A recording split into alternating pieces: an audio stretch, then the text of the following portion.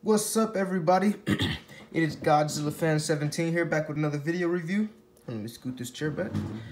And today we will be reviewing the SH Monsterarts Godzilla 1962.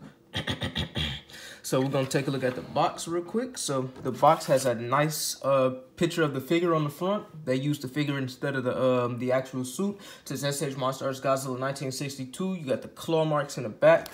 On the side, nothing much. On the back, you got basically some still images of the figure doing some nice, neat poses that you can get the figure in. On the side, you got Godzilla, so it's a nice box. I prefer the NECA Godzilla 62 box though, because it just looks so much better, especially with King Kong on it. So hopefully one day we get an SH Monsterarts or NECA King Kong, because if they do, fans, like Godzilla fans, are gonna lose their mind. But anyways, let me move the box out the way. Alright, so here's the figure himself in all his glory. So this figure just looks very, very amazing. Like I said, I had a hard time trying to decide which figure I liked it the most between the 62 NECA one and this one, which is the SH Monsterarts one, but I finally decided. I just actually acquired this figure a few days ago, and I wanted it so bad. I had chose the Amazon Prime shipping plus something else, I forgot, just to get it here in one day. And that did cost, but I didn't really care. But so as I might have said in my NECA video, I'm not really a fan of the 62 suit, but I will admit that it has been growing on me with the release of the NECA figure when I first heard about it. And I knew I wanted it because I didn't have a 62 in my collection. So it has been growing on me. I watched the movie for the 100th time last week, and it has been growing on me a lot. It's not really one of my favorites, as I said in the NECA video, but you know, it's growing on me. So anyway, so the figure is amazing. As I bring it close to the camera, you can just see all the details and the ridges in his body. The ridges in his body. It's a different pattern than the 62, because it's a different pattern than the NECA 62 ridges, because the NECA 62 ridges are more pronounced. Like you can see them more going down the body, but on this one, just like the NECA one, it also starts at the tip of the head, kind of fades away a little bit in the neck, and it picks up again along his body, on his arms, down to his, on his shoulders, down his arms, down to his hand. His hand doesn't really have them, but it goes all the way down to his legs, all the way up to the tip of his tail. His tail is very annoying. It might pop off some in the video, but hopefully it don't. I probably just jinxed it, so. But no, so detail on his neck is also amazing too. You see all the folds and flaps that makes it look more realistic, like the suit.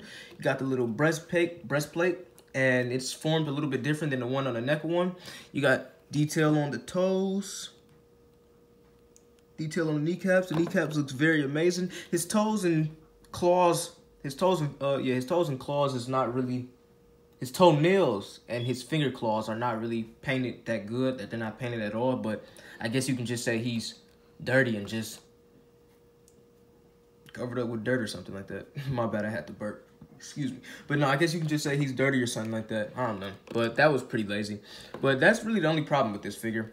Anyways, the palm of his hands are they're detailed too as well. They have a nice texture to them. This whole figure just has a nice, beautiful texture to him. It just feels so amazing. His spawns are done amazingly well too. They're a different color than the one on the NECA one.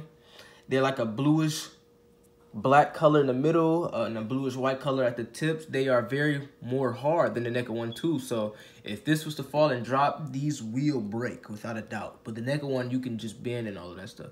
So on the back, he has some nice oh, his tail in the way. Pull his tail down. On the back, he has some nice detail as well. Just some more ridges going down his body, and it just forms so good. Like, the figure is just so amazing. And on his head, bring him close to the camera, his head is detailed very well too.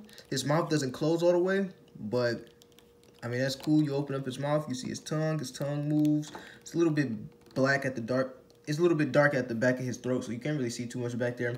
But his tongue is very dirty, which is very amazing because Godzilla wouldn't have a clean tongue. His teeth are detailed very well too. They are not as white, so that's pretty neat. Godzilla's eyes are pretty amazing too. Some people have bad eyes on their 1962 figure, but mine's are really not that bad. So, I mean, if you're looking at you from this point of view, He looks okay. His jaw is kind of messed up. It's like it's never lined up with the mouth. It's almost like somebody broke his jaw, but that's not really a big deal. His head is detailed very well. You see his eyelids detailed very amazing. You got his nose detailed amazing. You see the nice little detail on the top of his lips. This is just a very amazing detailed figure. So yeah, detail is A1 with this figure. It's very hard trying to decide, like I said earlier, which one I like better between this one and the next one, but we'll get to that. So anyways, articulation. You can make his head look up as he's looking at a helicopter, and his mouth can open up, obviously. And then here's the fire effect. Ooh, he can knock a helicopter out the sky. But so his head doesn't rotate. I don't know if it rotates all the way 360, but if it does, I'm not really gonna try because mine's is kind of stiff. This part of the neck moves as well, but it doesn't rotate R360. It doesn't articulate 360. I know that for a fact. The palm of his hands rotate 360, but you have to be real careful because if they pop off, oh my God, you're gonna lose your mind. Because I remember when I first got this figure, I opened it up and they popped off. Ooh, trying to get that back on. I almost put it back in the box and shipped it back to Amazon. No, I'm just messing around. But no, so you can get his arms to open up like that. These part of his arms rotate 360 as well. Kind of hard to do, so I wouldn't suggest doing it that much. It's actually the first time I've did it, so but no, his feet, they rotate too. His toes and feet, I don't know if they rotate 360. I really don't want to rotate him that much. I mean, I know that's what he's for, but I don't want his joints and stuff to get loose.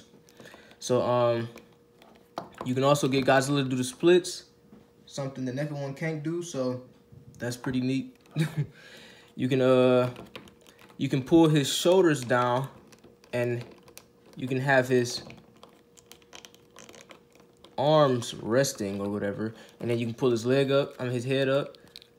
Okay, that's not gonna work. I tried to get him into a swimming pose. That's like the best I can get him. So, yeah, let me lift his arms back up. His arms, they, I don't know if I mentioned this already, but they go up and down. So you can get Godzilla into some very nice, neat poses, of course, since he's a SH Monsterarts figure. His tail is articulated very amazing. I mean, the articulation of his tail is very amazing. You can get it to curve all the way around, and that just looks amazing. You can get it goes the other way as well. You can have it laying all the way flat on the ground.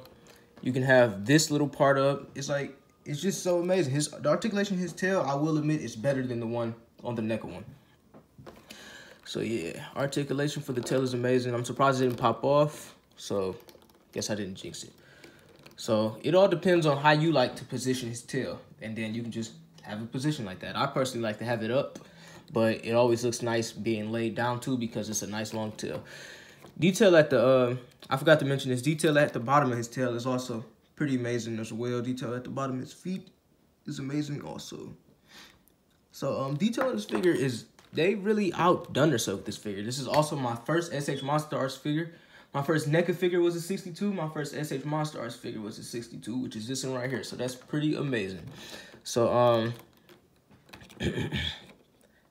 on to the detail. I mean, on to the his breath piece or breath effect.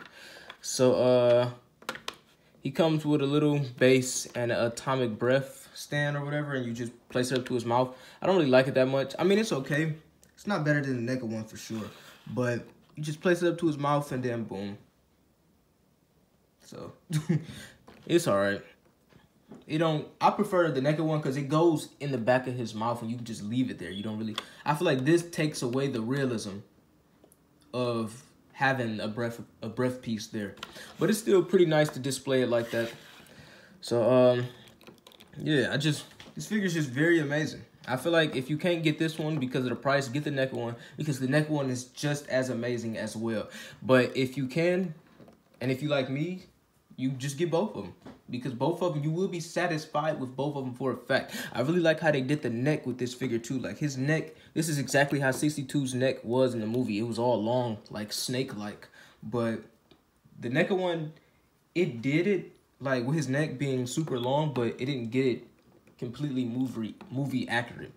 So yeah, you can get them in a lot of nice poses too. I also like the hands on this one a lot better. So I believe you can get them to look down. Yeah, get them to look down like that. So anyways, let me lift him back up. Anyways, here he is compared to the NECA one,